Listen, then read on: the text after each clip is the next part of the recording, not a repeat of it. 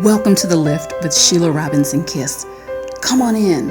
There's always a special place set aside for you here where you can relax, kick up your heels, pour yourself a nice, refreshing drink, and prepare to be lifted and soar.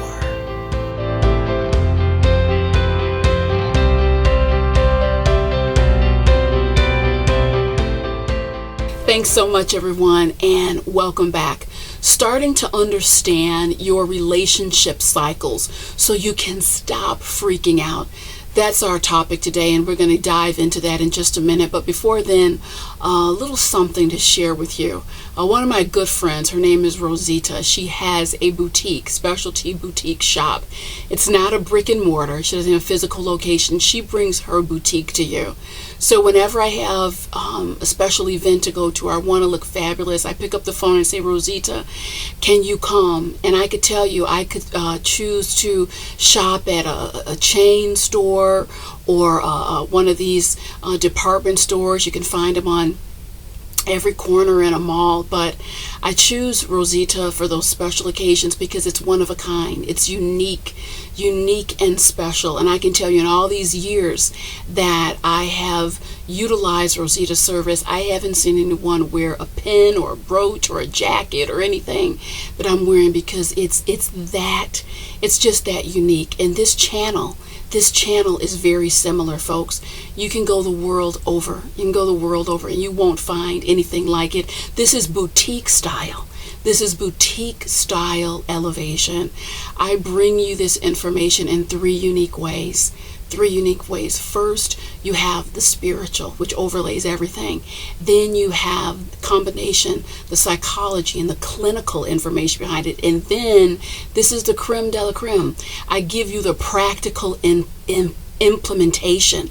Literally, you can plug and play. You play it, you listen, and plug it right in, because information is not valuable, in my opinion, unless you can use it. So it's important that value is translated. And based on the feedback I get from you, it's clear to me you understand the value, and I'm certainly very clear on your value, which is why I work the way I do for you. So thank you for being a part of this platform. Back to our topic, understanding relationship cycles. You can stop freaking out. Everything in this world, if you think about it, is a relationship. Everything in this world is based on relationship, and I find that topic endlessly fascinating. The heartbeat of our world is nothing more than relationship cycles. You have the seasons, winter, fall, spring, summer. It absolutely cycles. You have animals cycle in terms of their mating season, hibernation, the weather cycles, oceans, deserts, jungles, the moon cycles. So when you bring everything into play, into these relational alliances, everything is going to cycle. And if you don't understand that, you can easily freak out and make something a disaster that's really just a naturally occurring phenomena. I was sitting with a woman some time ago, which has really kind of sparked the catalyst for this particular video, and she said to me, Sheila, my relationship is changing and I'm completely devastated. And I asked her, can you please describe the changes? What are you experiencing? And she said, Sheila, since the baby came, I feel like, we're kind of dragging. We're not as spontaneous, low energy. We're not as excited about one another.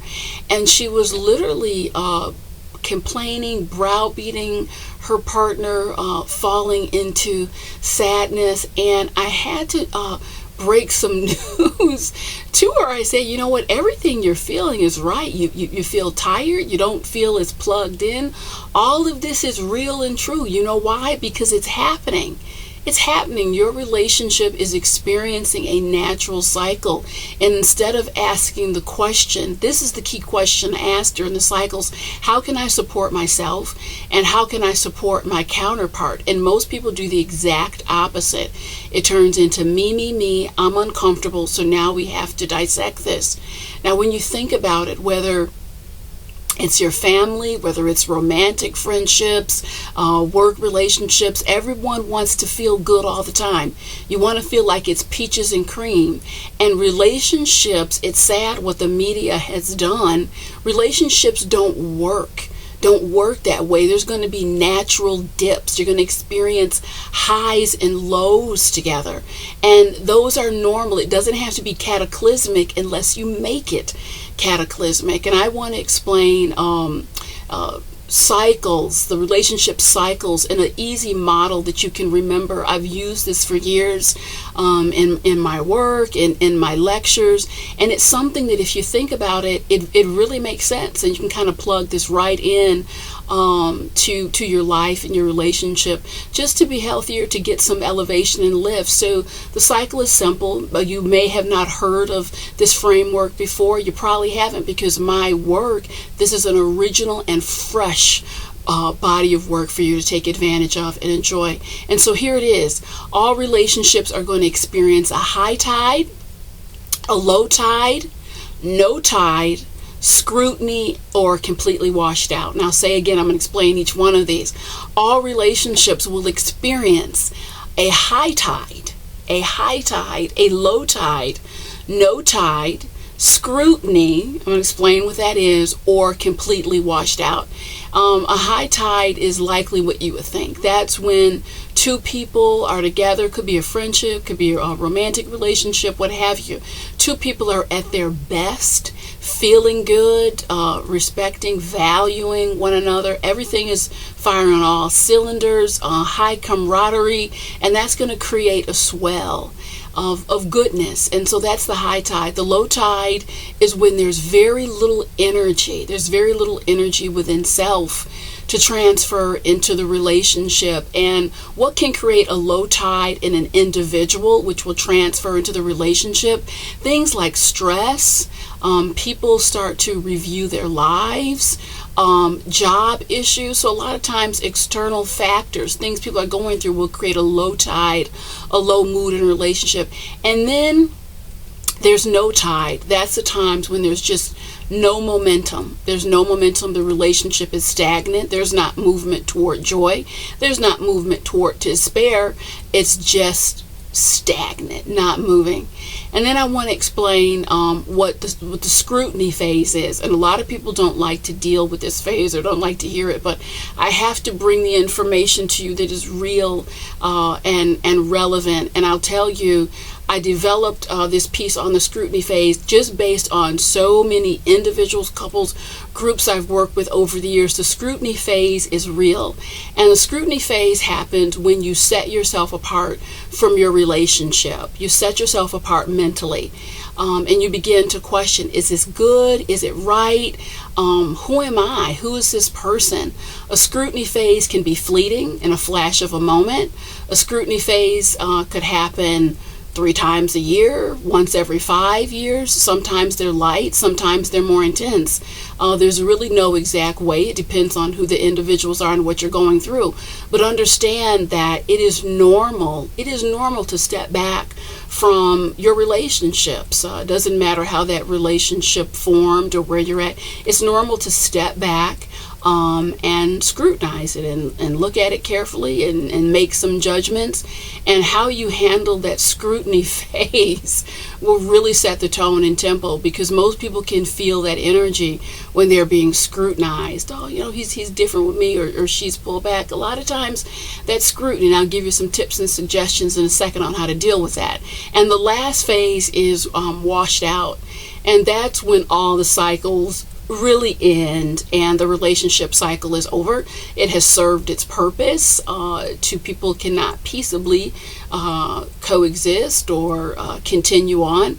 I firmly feel that nothing good together ever breaks apart, and every relationship that enters our life, folks will walk with us for a reason, a season, or a lifetime. It's important to recognize the distinction and be able to move on when a relationship cycle is washed out.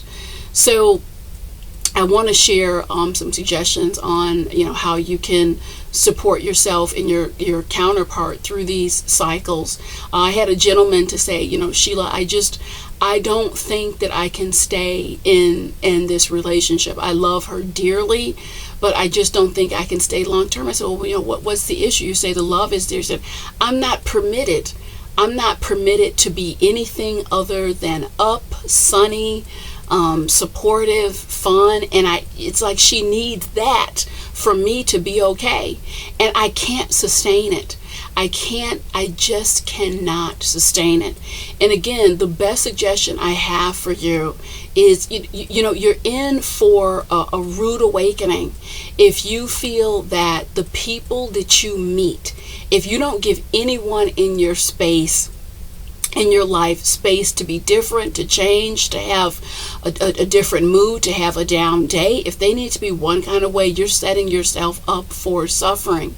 A key question to ask when you're going through a relationship cycle, or the relationship is cycling itself, a key question to ask is, how can I support my counterpart? How can I support myself? We jump into these relationships and think they're just going to be cotton candy and taffy apples the whole time, and then we panic when it's anything other. So I suggest put a plan in place. Put a plan in place for your cycles. When you're going through a scrutiny cycle and you feel that coming from your counterpart, the thing to do is not pull back, get defensive. Maybe the thing to do is kind of do something to remind them of how friggin' awesome you are. What established a relationship in the first place. So we're accepting the reality that it happens, and we have a plan put in place for when these natural cycles happen. Some of the cycles are quite pleasant. People find themselves in high tide. There's no need for a plan. You're having too much fun. But when the low tide comes, when the no tide comes, when the scrutiny comes, you're going to need something put in place so you can stay calm, particularly if you're a person that battles insecurities. I feel like in life mirrors our relationships, that there are certain liberties that we're entitled to, and one of the liberties is we're allowed to be ourselves. We're allowed to take a step back, get some fresh air for that spaciousness that I talk about all the time. I remember meeting Mr. Kiss, and who's my husband now. We're about 8 months into the relationship, and I had a couple bad days, which spiraled into a couple bad weeks, and I was just very, very low, and he had not seen that in me. He had not seen that particular cycle. And I remembered that each night he would just make a hot cup of tea for me, reassure me everything's going to be okay. He could have handled that totally different. Last thing I would need is a lecture or pep talks. I needed to be left alone. And I'll tell you, after that time period, I said, you know what, this guy is the one. This guy is the one. That's what I'm looking for. Some spaciousness, the ability to be myself. And other cycles have come, and you love someone, you work through it. The litmus test of a healthy relationship, you cannot just use the good times as your standard.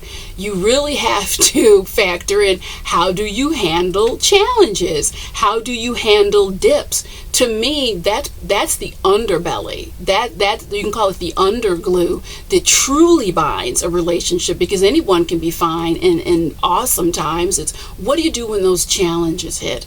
And when you understand that love, support is there, having a plan, having something tangible put in place, then you're off to the races.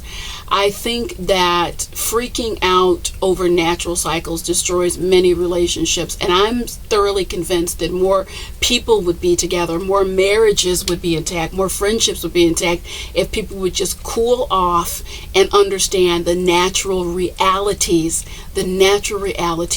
of all of our relationships. So I hope this helps. Stop freaking out, and thank you so much. I'll connect with you soon.